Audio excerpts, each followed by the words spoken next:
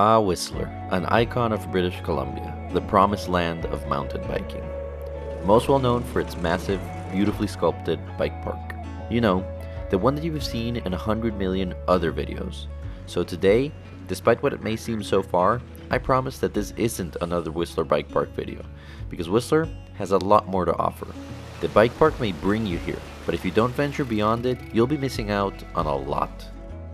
Riding in the high alpine, the boundless crystal clear lakes, the massive lush forests, the crazy challenges, and even a little bit of pushing your bike just to find awesomeness. If you're new to the channel, welcome. I'm Stefano, and for the last couple of Blind Stuff MTB episodes, we've been touring the Pacific Northwest.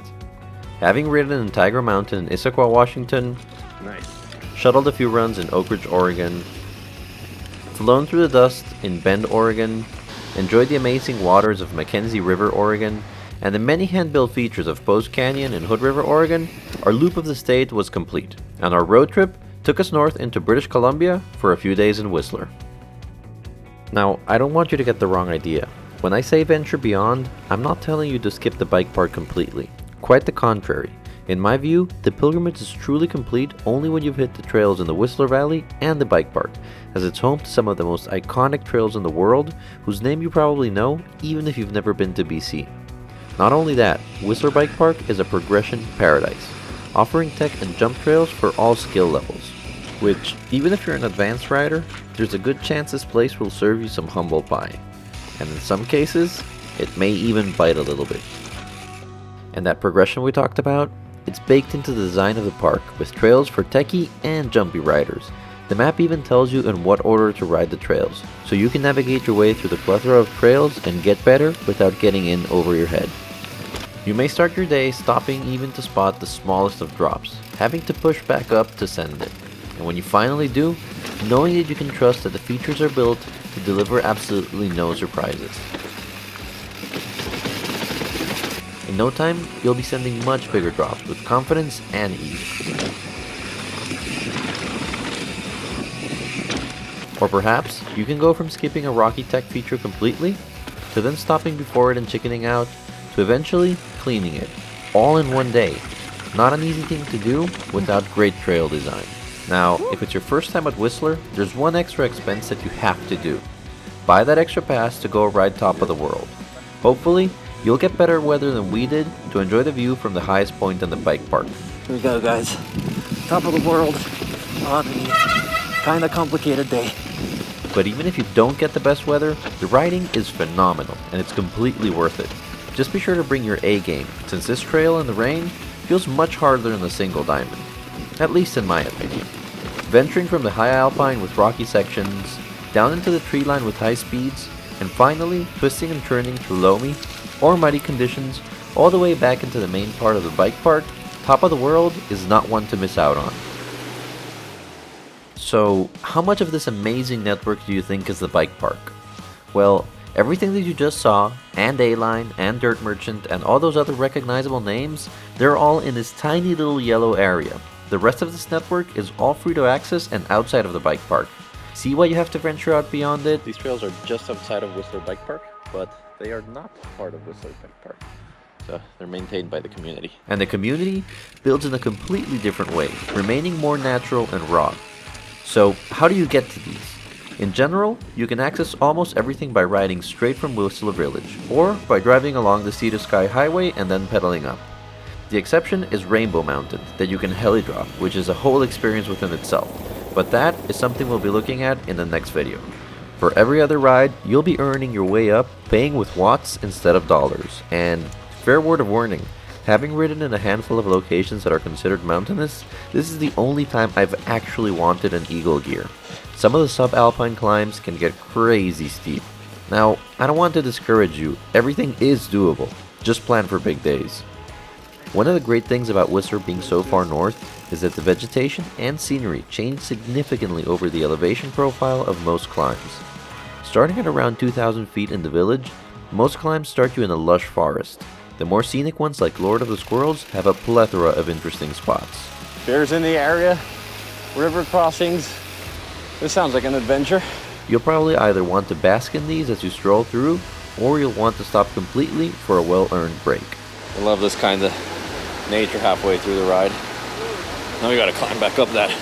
Looks super sketchy. It wasn't too bad, but only because of this chain. Without it, I don't think I would have even climbed down. Eventually, at around 5,000 feet of elevation, you'll breach the tree line and get expansive views of the valley and the vast alpine meadows, as they contrast with the exposed rocks, the lakes, snow patches, and distant peaks. Pack your lunch, because this is an opportunity for an extra special meal. There's a maxim that holds true no matter what. What goes up must come down. And boy, are you in for a treat here. Well, starting to go down now. Getting the reward for all that climbing. The biggest problem of these descents is that everything is so great, you're always torn between going 100% out on your riding or paying attention to the stunning landscapes. Do you enjoy every single kick or rock and berm? Or do you look at the lakes, rock outcroppings, and crazy green fields? Or do you just simply gaze out into the distance? I can tell you one thing though, in an absolutely fantastic way, it's rather overwhelming to the senses just how great it is. And did I mention just how awesome the riding is? Whistler basically has it all. Chunky fast straightaways, beautiful long sweeping turns, natural drops, super slow, your bars barely fit kind of tech, seriously rocky rock gardens, the now iconic ladder bridges, and so many rock faces. Oh ho ho! Monster pedal strike. Difficulty ratings also mean something else here. Would you believe me if I said that this trail is a blue? Because that's what it's rated at. And I reckon if it were anywhere else in the world, it'd be a single diamond for sure. Did you notice how quickly we got back into the trees? Well, the same thing happens when you're riding this. Before you know, you're almost down.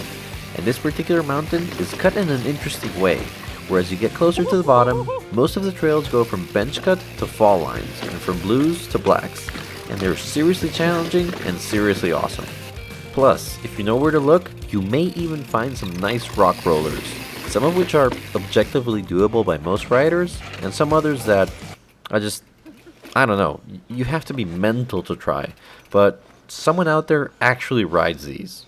Anyhow, in a blink of an eye, you'll have made your way down the final switchbacks and back onto the road. In this ride, a good 5,000 plus vert feet later. But maybe all the scenic stuff isn't your cup of tea. Maybe you're looking for more tech and jank, or maybe 5,000 foot days aren't just your thing. In any case, don't worry, there's always a ton of other trails like Microclimate and Golden Boner, which don't require nearly as much pedaling up. They lose elevation much quicker and are much jankier. You will find some fast and flowy bermy sections, but since these are super steep, and despite the fact that gaining speed is very easy, the norm isn't these sections. There's enough tech to make you question everything and slow you down a bit.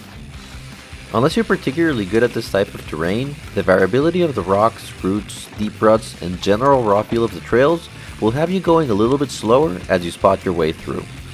Now, I realize that from the POV angle, it doesn't seem like much, but just turning around in some of the steeper spots really shows a much clearer picture of the challenges.